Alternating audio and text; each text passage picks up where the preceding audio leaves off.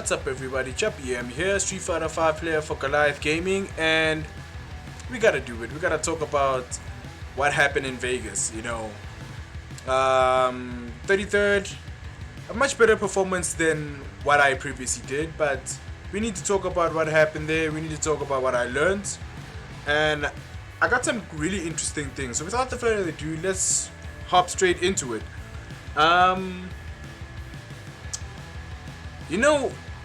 Before playing the tournament, I met Menardi.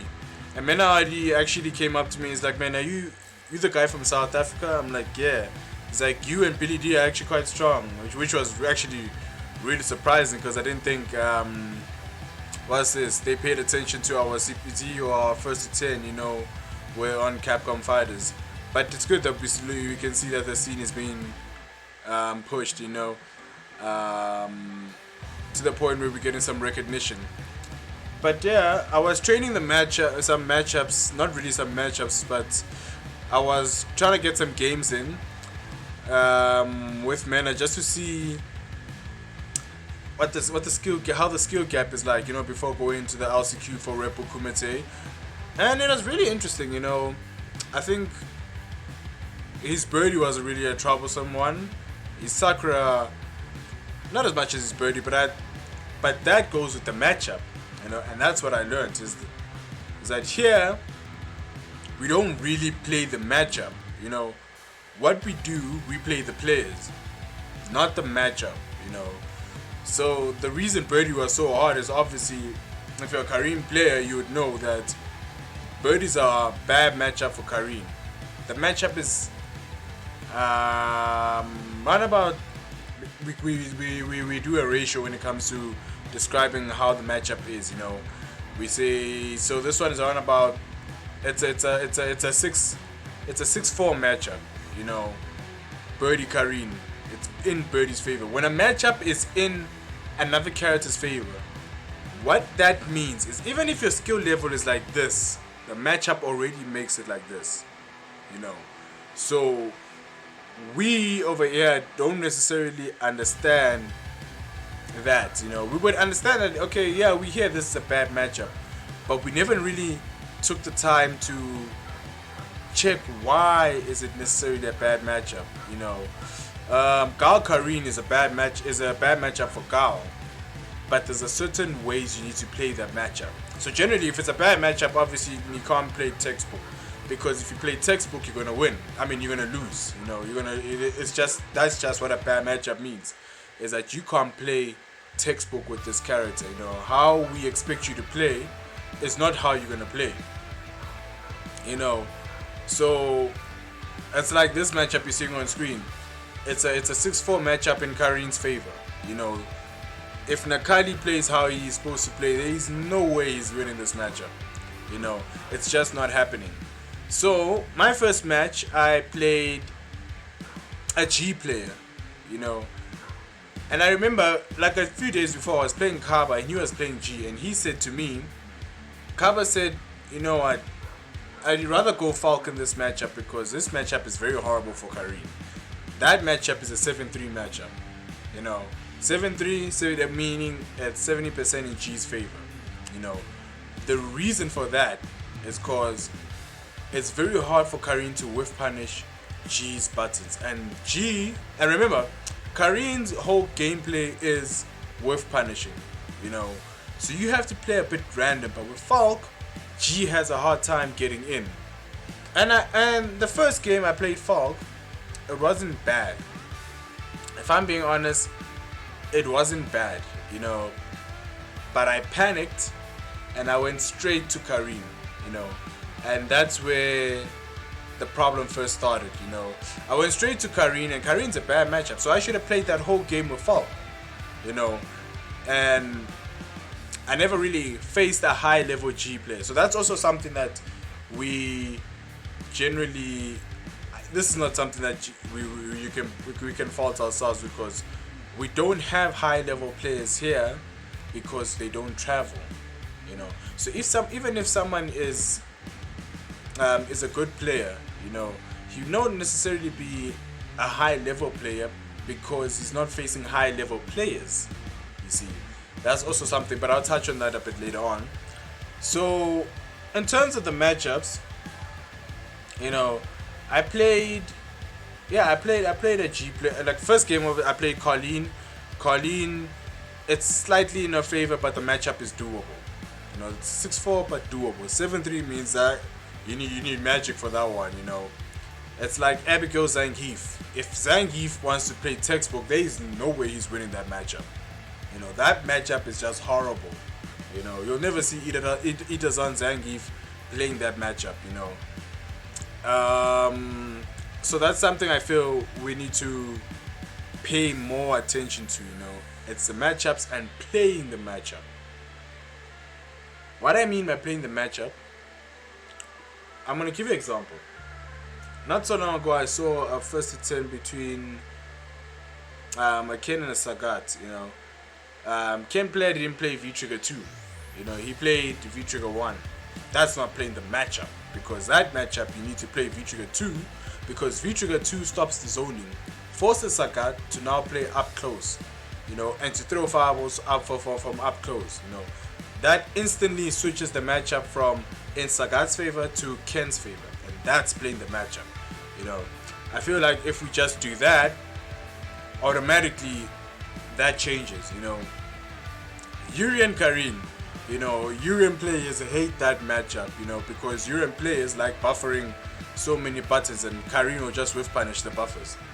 You know, that matchup is 6-4 in Karin's favor. You know, Urian Karin 6-4 in Karin's favor. You know, so obviously they need to figure out a way how to play the matchup. You know, you can't play if you're buffering as a Urian player against Karin. You're not playing the matchup. You know, you're not honestly you're not playing the matchup. You know, especially if you're gonna also rely on throwing fireballs. You know, obviously, if Sagat Karin, they say that the matchup is in in Karin's favor, which I feel they're correct. It's in Karin's favor only when Karin has meter, because automatically the fireball game is out. You know, you throw that out the window. You know, but yeah, you throw the fireball game out the window, and now you're left with footsies. Sagat can't play footsies with Karin. That's why the matchup is in Karin's favor. Barchen would rather mirror the matchup, you know. So if we play the matchup, you know, we'd realize certain things. Like if I were to, I'm gonna give you an example. So there's a Sagat player. He used to play Ryu as well. For Karin, you don't play Sagat. You go back to Ryu. You know, because Ryu has a slight advantage. I would say the matchup is 5.5 in Ryu's favor, and 4.4 for Karin. I mean 4.5 for Karin. You know, it's not that big of a difference, but it's slightly in Ryu's favor. You know, that's the thing about it, you know. Although obviously it's not a must for you to play that character. I mean, play that character. It's not a must for you, but it comes in your favor when you do.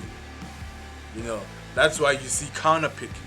You know, but counter picking will work again. It will work if you can get that character to the level of your main character, you know, not necessarily to the level, but just for that matchup, you get the character to that level, you know. I played a few people who tried to counter pick Karin. It didn't necessarily work because what they were running away from, getting whiff punished, you know, and then they ran to a bad matchup and still whiff buttons, you know. Nothing's gonna change there because you're not playing the matchup.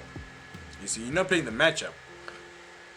And why that matchup makes it bad for Karin, you know. Why do I stress on this so much is because the minute we start playing the matchup, the more our awareness becomes for each individual character. Because you need to remember, just because someone is good is the best in SA with Ryu. When you knock Ryu down, he's in the same position as any other Ryu player. You know, nothing changes. The minute you knock him down, he's in the same position, you know, as the other Ryu players. You know, so that changes the mindset, because you can't approach my Karine and say, I'm just gonna take the throw against his Karine, but I'm not gonna take the throw against someone else's Karine.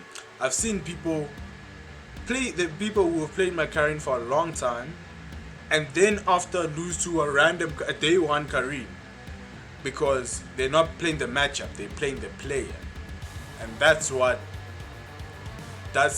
I feel would would open up our minds and widen the and close. I think it'll close the gap between us and other countries. You know, a simple thing like that, because we never played the matchup. You know, that's why we always thought Akuma is low tier. You know, as much as we hear people talk about how Akuma is so good and stuff like that, but here in SA he's not really that good, because we're not playing the matchup, and that's the issue. You know, we need to start playing the matchup. You know, and when we start playing the matchup, we'll realize certain things about our characters. You know, I'm gonna give you an example. What I mean by playing the matchup. You see this matchup. Nakali's buttons are stubby. You know, most likely 90% of the match, I'm going to whiff punish his buttons. They're easy to see visually, you know. So what can a Nakali player do in this matchup? He needs to figure that out, you know. An Nakali player obviously needs to figure that out, but a lot of things Nakali can't do in this matchup the way he wants to do it. You know, ground pound doesn't necessarily work if I got meter, because I can just go through it. You know, certain things like that. You know, so those are things that make the matchup very horrible for Karine. I mean, very horrible for Nakali. Balrog Karine at 6-4 in Karine's favor. Why? Because Karine wins the neutral. She can literally buffer stand medium punch from a range, and if Balrog tries a rush punch from there, and the Karine player keeps buffering that one, he's gonna clip Balrog. Will go into the corner, and he can't. He needs to always be very careful, obviously, about being whiff punished. But because Karine wins that neutral, it's already a hard matchup for Balrog. And if he does rush punch too close, he knows that it's going to be a BNB, not really a BNB, but light punch Tenko, because that's as far as you're going to get.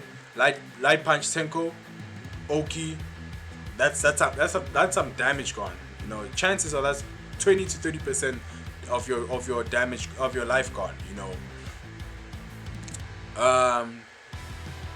Rashid Karine is a 5-5 because Rashid has the corner, but if the Karine player knows how to handle that, then it's automatically a 6-4. You know, and then Karine can win the neutral easily. You know. Let's see. I want to give an example. Now Ken Bison is a 7. I feel it's a 6-4. It's a 6-4. 6-4 in Bison's favor. You know, Bison Geef, I think that matchup is 5-5. You know, Geef Karine, that matchup is slightly in Geef's favor. You know, because Karine has to get close. So but it's 5.5. 5.5 in Geef's favor. You know, Zeku Karine, it depends on which version of Zeku. If you're using old, that matchup is 6-4. Don't even play that matchup. You don't use old against Karine. Young, it's 5-5. You know, but then again, what makes that matchup, that could make that matchup go very wrong for Young, is that his buttons have an extended hurt box. Nah. And then what will make that matchup a bit tough for Karine is the jump-ins. You know, however, you don't want to be obvious with them. You know, because if you be obvious with the jump-ins, then the Karine players on the smoke. You know, but Zeku versus Shotos, it's horrible for Zeku. as as much as he's got tools around there, but it's horrible for Zeku. Zeku loses against Ken, he loses against Ryu, Kage. Shoro's Zeku loses. You know, it's not in his favor. You know, but he can win against Poison. You know, why is it horrible for Zeku? Because as much as he's got answers to fireballs, they're not solid answers. You know, they're not solid answers. It's something. Sometimes he has to take a hard read, or he has to react very early. You know, and the Shoro, if he knows the matchup, he's gonna spam fireballs for you. He's gonna spam fireballs day in, day out. You know, that's playing the matchup. That's what I mean with playing the matchup. You know, if I play a Vega player, we don't do that matchup with Karim. We don't play those. You know, I'd obviously go to Falk, or I go to someone who can cover Karim's bad matchups. It could be Falk, it can be Poison. You know, but Karim, Vega, we don't play those. Karim, Abigail, 6-4 matchup got better thanks to the nerfs, so we'll play those. You know, Karim, Menat, the extended hurt boxes, we play those. You know, Karim, Birdie, now we don't play those, man. We use Falk for that. You know, we use Falk for that matchup. Karim, G, I'm not playing that matchup. You know, it was really an uphill matchup. You know, so yeah, guys, that's generally how. So how I lost was I wasn't playing the matchup, you know. So that's the general part about it. I wasn't playing the matchup, you know. I lost. Then after from there, I lost to I played a Mika player. I smoked him because that is a matchup I'm supposed to win. On paper, Karim Mika, I'm supposed to win. No questions asked. I'm supposed to win. It's a 7-3 matchup, 70% in Karim's favor, you know. And then I lost to a Ryu player who knew how to play the Karim matchup very well, you know. Only after the match, I thought about it. I was like, actually, I should have played this way, you know. And in that matchup, I got so annoyed because I lost because of an incorrect input, you know. He did a badly spaced fireball. I activated V-Trigger. Did the input for CA, dropped it dead, you know, out of the tournament, you know. But yeah, you know, guys, so that for me is what I realized, is that if we started approaching the game, not looking at players and what players do. Yes, we can, if it's a tournament, why not? You know, you can look at how the players are playing. But first, we need to approach the matchup, and then put the players' tendencies in the mix, you know, because you don't want to lose to day one mix-ups, you know. But I guess that's a story for another day. But yeah, guys, I think once we can bridge that gap for actually playing the matchup, we can start looking at potentially being high-level players, you know, because high-level players know matchups, you know. The only time they'll tell you, like when I went in practice room with Problem and Punk and them, you'd hear them say, like I remember Problem was asking, I think it was Big Bird a Problem, he was asking Punk why he does well in the Fang matchup if it's a bad matchup for Karim, and his answer was, it's because the Fang players don't know how to play that matchup, you know.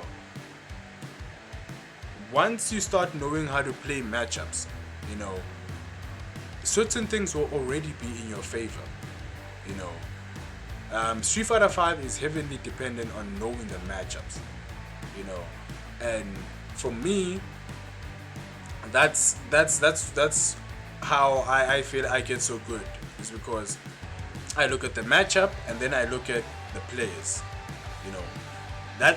But this is how my chart goes. I look at myself, the matchup, the player. You know, that's just me. I first look at myself, how I'm gonna approach this matchup. I don't put the player in the mix. I just put myself in the matchup. That okay, my characters can do A, B, and C. I just need to rotate my options and react to it. You know, and then put the player in the mix. Okay, he likes doing 1 2 3 1 2 3, but I know my character can do this. I normally start looking at the player when there's a tournament, but if I'm playing casuals, I don't give a shit. You know, only when there's a tournament I start looking at the players, and if I know who's going to be my opponent. If it's an open tournament, I actually don't really look at players, you know. But yeah, guys, that's it for me. So it was a bit of a long video of me ranting, but not really ranting, but saying what I what I found valuable for us, you know, when I was in Vegas, you know. But yeah, guys, tell me what you think in the comments below, man. I'm actually very interested on what are your thoughts of what I just said, you know. How do you view it, you know. But this is just me. This is how I view it, and I feel it's very valuable for us as players, you know. But yeah, guys, you tell me how you view it. I'm very curious, eh? But yeah, guys, anyway, catch me on the next video. I'm going to be doing lots of these ones where I'm just putting my 2 cents on how I think about certain things, you know. But yeah, guys, catch me next time. Thanks for tuning in.